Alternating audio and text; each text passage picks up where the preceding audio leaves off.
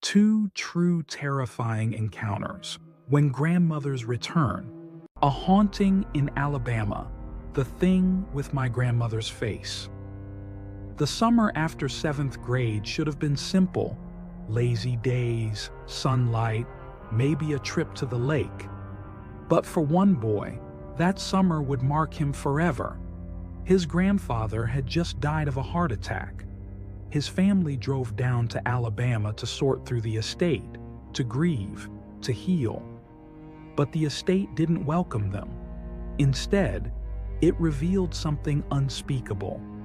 Imagine pulling up to a house that already feels wrong. 2 stories, looming in silence, its shape unsettlingly similar to the Amityville horror house. Wooden siding, faded and weather-worn. 10 acres of lonely land surrounded it, scattered with the rusting skeletons of cars his grandfather once collected. Inside, the air smelled of must and sorrow. The floors creaked. The ceilings upstairs were unpainted, except in one room, the master bedroom, his grandparents' room, the same room where his grandfather's body had been found, and before that, where his grandmother had died by her own hand. The boy was drawn to the basement. It smelled worse than upstairs, like trapped, dead air. Yet it was filled with curiosities. Old radios, police scanners, forgotten tools. He explored, distracted until the sound began. Footsteps. Not in the basement, but directly above him. Deliberate, measured, back and forth across the grandparents' bedroom. He froze, then reasoned. It had to be one of his parents. But when he went upstairs to check, the room was empty. That night, he would learn the footsteps were just the beginning. Despite his protests, he was forced to sleep in that room, the grandparents' room, the room where death lingered. His grandmother, alive, joined them on the trip and sat in the living room watching TV. His parents slept across the hall. He lay in bed, the silence pressing in. The air felt heavy, suffocating. Then, a sound. From the tiny bathroom beside the bed came a sickening noise, a gargling, a choking, like someone dying, drowning on air. Frozen, he stared at the bathroom door. Seconds dragged into eternity. Then, the sound stopped. Silence. But the terror had only just begun. The doorknob twitched, slowly, deliberately, back and forth. Then, click. The latch gave way. The bathroom door crept open, inch by inch. Darkness spilled out from the room, blacker than the rest of the night. An unnatural void. And within that void, movement. A figure. At first, only a face emerged. His grandmother's face. Her hair falling in gray strands. Her thick glasses reflecting the flicker of the TV light from the other room. But something was wrong. Terribly wrong. Her face hovered too low, an inch below the door frame, impossibly close to the ground. And then, she smiled. It was not a grandmother's smile. It was stretched, mocking, lips cracked with dried blood. Her eyes locked onto his. Her head began to rise, slowly, unnaturally, gliding up the doorway until it loomed nearly 7 feet high. The body followed, a mass of shadow swallowing the frame. And still, it smiled. The boy's courage broke. He screamed. Again and again, until his father burst through the door, his mother and living grandmother close behind. The bathroom was empty. But the boy would never forget. For years, the incident haunted him. Was it a nightmare? Grief? A child's imagination? But later, when the house was sold, the truth surfaced. His grandmother hadn't simply passed away. She had taken her own life, right there, in that bedroom. And he began to wonder, did he really see his grandmother's ghost? Or something darker? Something that wore her face to torment him? Perhaps. The same thing that had pushed her to end her life. The same thing that slowly, quietly, killed his grandfather too.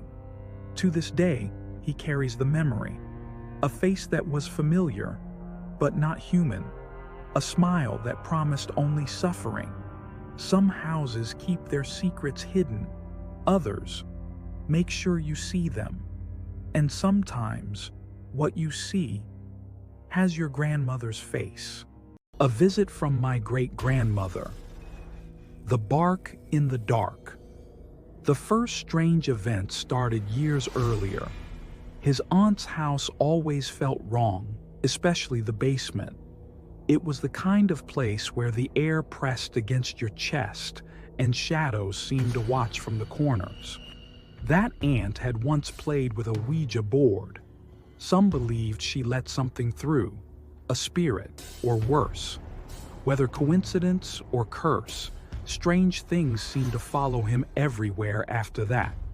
Doors moved on their own, rooms felt heavy, and once he and his brother even experienced something like possession. But those are stories for another time. Tonight, it was something far more personal. After his parents separated, his mother, his younger brother, and he moved into a townhouse in suburban Ottawa. It wasn't special. 3 bedrooms, 2 bathrooms, and an unfinished basement. But his room felt different, heavy, suffocating. A room that didn't welcome him. He brushed it off until the night when the heaviness pushed back. It was late. The house was quiet. His younger brother slept down the hall, and his mother was still awake, watching TV in the living room downstairs. Their husky, Dakota, a loyal 9-year-old purebred, lay beside her. In his bed, half asleep, he felt it first. The presence of a dog, warm, heavy, close. Then, a growl, low, steady, just a few feet away. He sighed, irritated. Not now, Dakota. Not now. He waved his hand through the air, expecting to brush fur, but nothing. The growl continued. Annoyed, he sat up and snapped, Dakota, not now. But the door was closed, and Dakota wasn't there. Shaken, he told himself it was nothing, just his imagination. He lay back down. Minutes later, again, the growling, louder this time, closer. Dakota, he barked, frustration mixing with fear. Not now. He looked toward the door, still closed. His pulse quickened. Maybe he was dreaming, maybe hallucinating. Then, the bark. A single thunderous bark exploded through the room. Not muffled, not distant, but right there, in the darkness, by his bed. He bolted upright, heart hammering, and ran. Down the stairs into the living room. There sat his mother, calm, watching TV. At her side, stretched out on the floor, was Dakota, the dog who couldn't have been in his room. Confused, trembling, he asked, Mom, was Dakota just in my room? She turned, puzzled. No, he's been down here with me the whole time. Cold spread through him. He didn't want to go back upstairs, but eventually he did. And strangely, the heaviness in the room was gone. The air felt lighter, as if whatever had been there had left. For years the night haunted him. What was it? A dream? A trick of his tired mind? Then, years later, he shared the story with his cousin, the one who had also grown up around strange happenings. She listened, then said something that froze him. It could have been our great-grandmother. He frowned.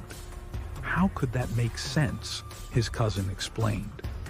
In the year before their great-grandmother died, she had suffered from Alzheimer's, and in those final months, she had developed a strange, unsettling habit. She would sometimes bark, short, sharp little barks, like a dog. No one knew why. It was just something she did. And then it all clicked. The growling, the bark that shattered the silence, the heaviness in the room that vanished afterward. Had she come to visit him that night? not in the form of a shadow or a whisper, but in the sound only she would have made? Or was it something else, wearing her voice, using her strange final habit to confuse him, to taunt him? No one can say for certain, but what he does know is this. That night, something was in his room. Something that barked once in the dark. Subscribe to Mr. Shadow Whisperer